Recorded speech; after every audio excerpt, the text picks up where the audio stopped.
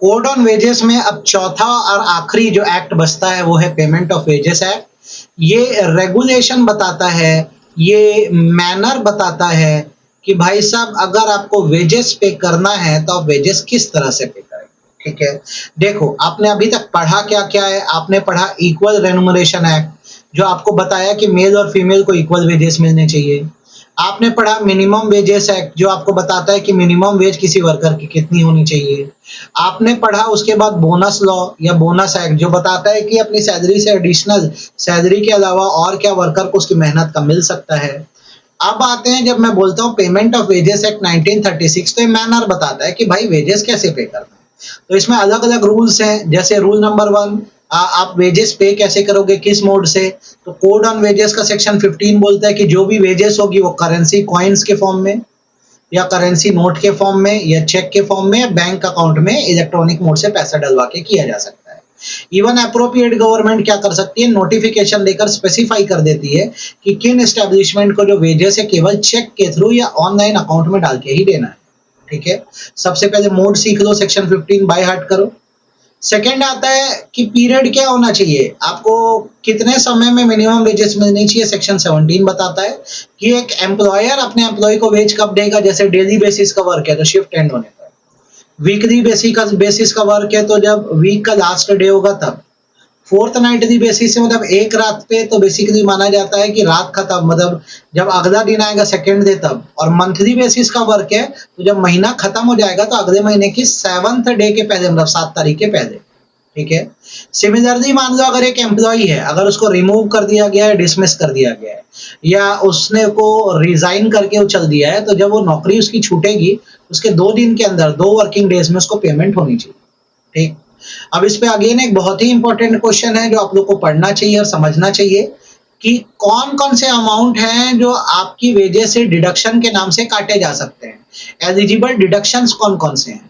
तो basically code on wages ये बोलता है कि इन अमाउंट्स को वेजेस से डिडक्ट किया जा सकता है। जैसे फाइन का अमाउंट, आप ड्यूटी से एब्सेंट थे, आपका कोई ऐसा काम था जिसकी वजह से गुड्स का लॉस हुआ या डैमेज हुआ, या आपको एम्प्लॉयर ने हाउस अकोमोडेशन दिया है या एडिशनल कोई एमेनिटी या सर्विस दी है, टीडीएस का पैसा, इनकम टैक्स का पैसा। ठीक है, उसके बाद कोई आपने लोन एडवांस लिया था उसकी रिकवरी का पैसा, हाउस कंस्ट्रक्शन के लिए कोई लोन लिया था कंपनी से उसका पैसा, सोशल सिक्योरिटी बेनिफिट जैसे प्रोविडेंट फंड, पेंशन, इस नाम से आपकी सैलरी से पैसा काटा जा सकता है। आप ट्रेड यूनियन ज्वाइन करें उसकी मेंबरशिप आपकी सैलरी से काटी जा सकती है। और पीएम केयर फंड या रिलीफ फंड में अगर कोई पैसा जमा हो रहा है तो एम्प्लॉय के पहले परमिशन से उसके पैसे को डिडक्ट कर सकते हैं।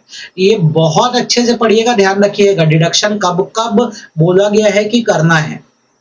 Fine, absence from duty, loss of goods, house accommodation, services provided, income tax का पैसा, एडवांसेस की रिकवरी, हाउस कंस्ट्रक्शन का पैसा, provident fund pension, trade union की fees, prime minister relief fund में पैसा। इसमें क्या होगा, एम्प्लॉय जब रिटर्न कंसेंट देगा तब कोई भी डिडक्शन 50% ऑफ वेजेस से ज्यादा का नहीं होना चाहिए। सिमिलरली सेक्शन 19 ऑफ कोड में फाइन का प्रोविजन है, इसको भी बहुत बाय हार्ट करके अच्छे से पढ़ना है हमको। फाइन का प्रोविजन ये बोलता है कि फाइन देने से पहले आपको एम्प्लॉई से नोटिस देना पड़ेगा और साथ साथ अप्रोप्रिएट गवर्नमेंट की भी अप्रूवल देनी होगी। No fine shall be imposed on any employee जब तक किससे अप्रूवल ना हो, अप्रोप्रिएट गवर्नमेंट से। सेकेंड, नोटिस लगाना पड़ेगा कि किन किन एक्ट और ओमिशन का जो होता है फाइन लगता है। कोई भी फाइन तब तक नहीं लगा सकते जब तक सामने वाले को बात रखने का मौका ना दो। अब फाइन का अमाउंट कभी भी 3% ऑफ वेजेस से ज्यादा नहीं होना चाहिए। ठीक है, अगर किसी एम्प्लॉय की उम्र 15 साल से कम है तो उस पर फाइन नहीं लगाया जा सकता। फाइन कभी भी याद रखना इंस्टॉलमेंट में पे नहीं किया जाता और फाइन आज लगाए तो 90 दिन बाद रिकवर नहीं होगा। हर एम्प्लॉयर की जिम्मेदारी है कि रजिस्टर ऑफ फाइन मेंटेन करे जिसमें सारे फाइन का और रिकवरी का डिटेल डाले। ये आप क्वेश्चन बाय हार्ट करके जाइएगा, मत भूलिएगा। ठीक है, अब ये तो बात हो गई पेमेंट ऑफ वेजेस की। अब उसके अलावा कुछ कॉमन प्रोविजंस भी बनाए गए हैं कोड ऑन वेजेस में। जैसे अगर मान लो ऊपर के आपने जो 4 एक्ट पढ़े हैं उसमें किसी में भी आपका क्लेम हो रहा है या क्लेम बन रहा है तो सेक्शन 45 उसके सेटलमेंट की बात करता है कि अप्रोप्रिएट गवर्नमेंट एक से अधिक अथॉरिटी रख सकती है जो गजेटेड ऑफिसर रैंक के होंगे जो इस कोड में कोड मतलब 4 एक्ट को मिलाकर बना है, उसमें क्लेम्स दे पाएंगे। ठीक है, जो भी क्लेम का एप्लीकेशन इनके पास आएगा, वो क्लेम को इनको 3 महीने में डिटरमाइन करना होगा। ठीक है, 3 महीने में तो क्लेम सेटल करना होगा। और यदि एम्प्लॉयर ऑर्डर देने के बाद भी क्लेम का पैसा नहीं देता है, तो रिकवरी ऑफिसर को क्या किया जाएगा, सर्टिफिकेट ऑफ रिकवरी दे दिया जाएगा, जो अपने हिसाब से क्या कर सकेंगे, पूरा पैसा वसूल सकेंगे। ये सेक्शन 45 अच्छे से पढ़िए। देन आता है सेक्शन 49 अपील का प्रोविजन। ये बोलता है कि ऊपर अथॉरिटी ने एक ऑर्डर दिया, अब कोई पर्सन अगर अथॉरिटी के ऑर्डर से अग्री है तो वो क्या कर सकता है, अपीलेट अथॉरिटी के पास 90 डेज के अंदर अपील फाइल कर सकता है। ये आपको हर लॉ में मिलेगा, अथॉरिटी से सेटिस्फाई ना होने पर आप अपील करने जा सकते हैं। ठीक है, अब अपीलेट अथॉरिटी क्या करेगी, पूरी अपील को सुनने के बाद 3 महीने के अंदर अपील को सेटल कर देगी। तो आपको देखिए सेक्शन 45 बताता है क्लेम कैसे सेटल होता है, 49 बताता है अपील प्रोविजन, ध्यान रखिएगा। देन सेक्शन 50 कंप्लायंस की बात बोलता है कि हर एम्प्लॉयर की जिम्मेदारी है कि वो अपने एस्टेब्लिशमेंट रजिस्टर रखे, जिसमें वो पूरा डिटेल रखेगा अपने एम्प्लॉय का, जिनका नाम मस्टर रोल या सैलरी शीट में, और उनको कितना वेजेस दिया जाता है। साथ में इस कोड ऑन वेजेस का एक एब्स्ट्रैक्ट या डिटेल जो होगा आपको अपने ऑफिस की या फैक्ट्री के एंट्रेंस प्लेस पे भी लगाना होगा, ध्यान रखिए। देन आता है सेक्शन 51, ये बात करता है इंस्पेक्टर कम फैसिलिटेटर की। ये क्वेश्चन आपको एग्जाम में आ जाएगा कि who is inspector come facilitator. तो कोड ऑन वेजेस में बेसिकली इंस्पेक्टर कम फैसिलिटेटर को रखा गया है। ये बेसिकली एक पब्लिक सर्वेंट होंगे। ठीक है, ध्यान रखिएगा।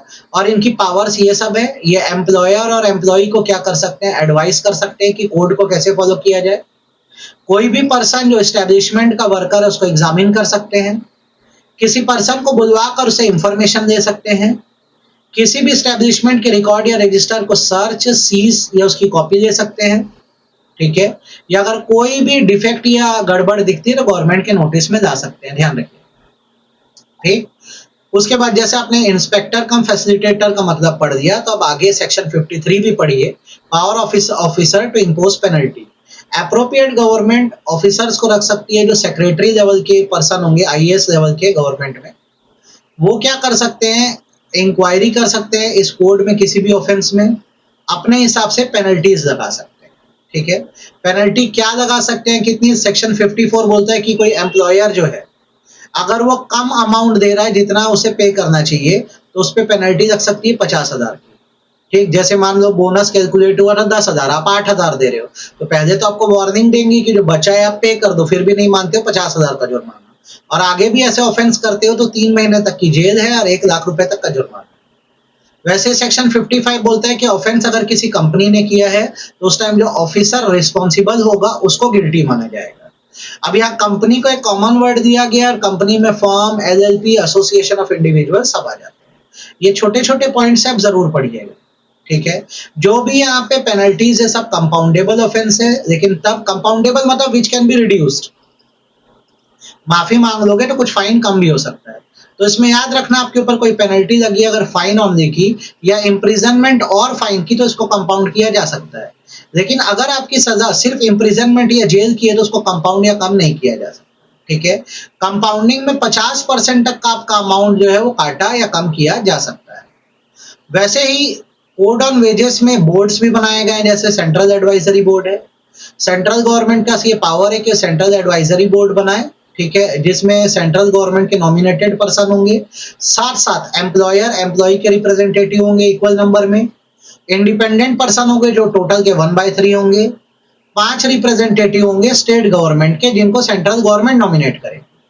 क्या काम होगा सेंट्रल एडवाइजरी बोर्ड का, तो इनका काम होगा मिनिमम वेजेस को फिक्स और रिवाइज करना, वुमेन्स के लिए एम्प्लॉयमेंट अपॉर्चुनिटी बढ़ाना, और किस एक्सटेंट तक वुमेन्स को रखा जा सकता है कि एस्टेब्लिशमेंट में उसके प्रोविजन बनाना। तो ये बहुत अच्छे से पढ़ के जाइएगा सेंट्रल बोर्ड। वैसे स्टेट एडवाइजरी बोर्ड बनाया गया है, हर स्टेट गवर्नमेंट की ऐसी पावर है कि वो स्टेट एडवाइजरी बोर्ड बनाए, जिसमें एम्प्लॉयर और एम्प्लॉय के रिप्रेजेंटेटिव होंगे, 1/3 जो होंगे इंडिपेंडेंट पर्सन होंगे। ठीक है, स्टेट एडवाइजरी बोर्ड का काम होगा समय समय पर अलग अलग मैटर्स पे स्टेट गवर्नमेंट को एडवाइस करना। अब आप पूछो कौन से मैटर, तो ये ऊपर जो पढ़े वही मैटर, फिक्सेशन और revision of minimum wages, increase in employment opportunity for women, extent to which women may be employed in establishment. तो ये स्टेट लेवल पे भी काम चलता है और सेंट्रल लेवल पे भी, तो आप इसको एकदम थरोली पढ़िए। ये है आपका कोड ऑन वेजेस एक्ट। मुझे लगता है कि आपको समझ आया होगा, तो आप इसको एकदम थरोली और अच्छे से पढ़िएगा।